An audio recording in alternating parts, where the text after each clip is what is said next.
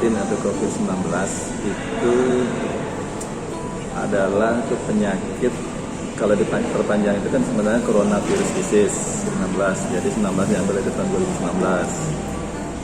Tadi COVID-19 itu adalah penyakit yang disebabkan oleh virus corona.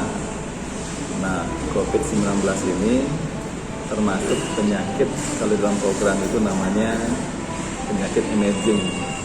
Jadi penyakit baru, penyakit infeksi yang bisa menimbulkan dan menularkan ke orang lain. Begitu.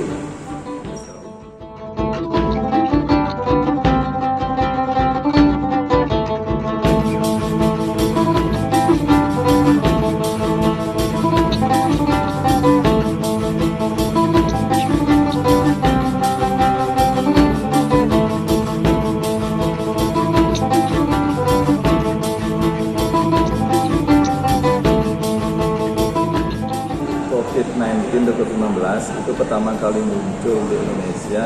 Itu kan awalnya kalau secara global itu dari Wuhan, Cina.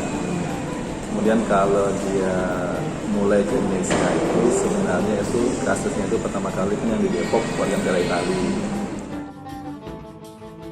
Kalau di Indonesia pertama kali ditemukan kasus importasi, artinya importasi itu kasus dari luar negeri ya. Ada salah satu warga negara Indonesia yang baru dari luar negeri atau dia kontak dengan orang dari luar negeri itu pada tanggal 2 Maret 2020. Itulah kasus pertama di Indonesia.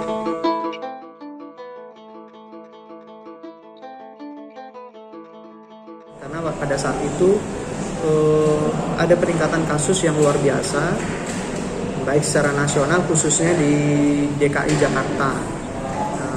Sementara tempat dan rumah sakit yang menyediakan fasilitas isolasi terbatas. Rumah sakit terbatas, tempat isolasi saat itu ada di Wisma Atlet Kemayoran, ada 2 tower yang difungsikan itu juga terbatas, sehingga harus dibuka lagi tempat-tempat isolasi mandiri lainnya supaya dapat menampung pasien-pasien kasus konfirmasi ini. Tapi memang diperuntukkan bagi yang tanpa gejala, karena yang paling banyak memang saat itu adalah kasus-kasus.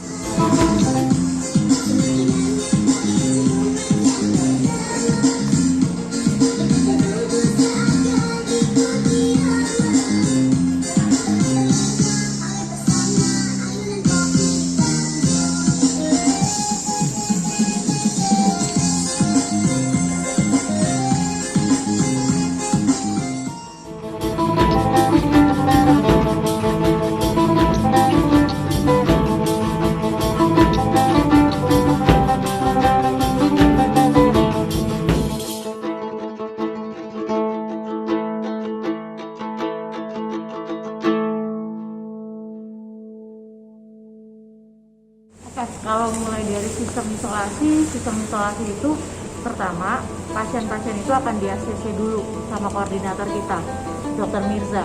Setelah di ACC, mereka akan datang melalui puskesmas.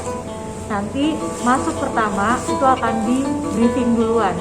Kenapa kita briefing duluan? Karena kan namanya orang baru datang ya, supaya tekanan darahnya nggak naik. Karena tiba-tiba harus dari capek-capek dari ambulans, terus tiba-tiba harus di TTV.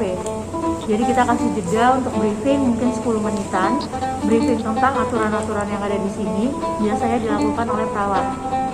Setelah itu akan di TTV. TTV itu nanti diberikan kepada dokternya. Dari briefing dia akan ke admin. Admin itu akan menginput semuanya tentang data-datanya beliau, pasien-pasiennya.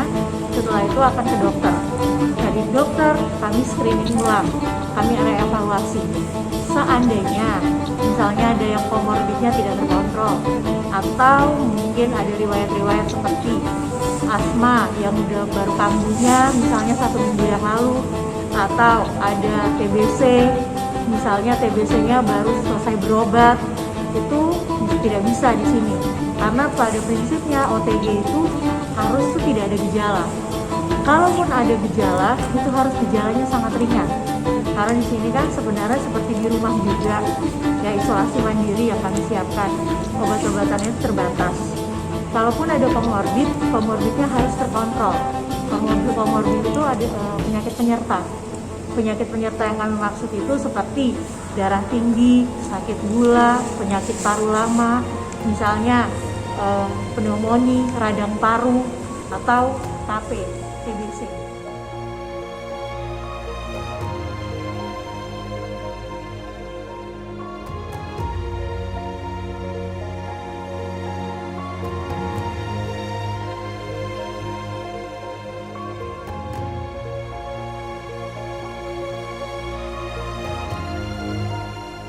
Sesuai arahan Bapak Presiden, sesuai arahan Bapak Menteri Kesehatan, dan sesuai arahan para pimpinan dan para dokter ahli di Indonesia, ya termasuk kami sebagai petugas penanganan di Wisma Atlet Pademangan, mengimbau pada masyarakat untuk selalu mengikuti anjuran dari pemerintah, yaitu menerapkan protokol kesehatan secara disiplin, secara baik, secara terus-menerus, dengan memakai masker, kemudian menjaga jarak, dan sering mencuci tangan pakai sabun, serta menerapkan perilaku hidup bersih dan sehat.